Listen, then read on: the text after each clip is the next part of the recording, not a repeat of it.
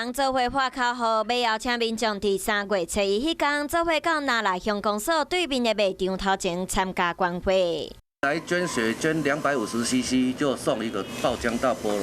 因为疫情影响大家捐血意愿，目前血库量嘛较无够。即摆台中捐血中心会伫3月初1伫南来乡举办捐血活动，互乡亲做伙出来捐血。因为最近天寒地冻而且捐血量太少那我们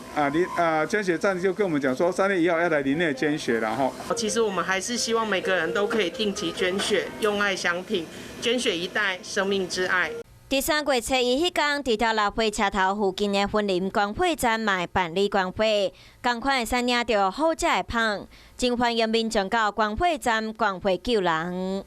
嗨，我是庄宇杰，想要看到更多的新闻内容吗？赶快订阅华视新闻的 YouTube 频道，并且开启小铃铛，跟着宇杰一起看新闻吧。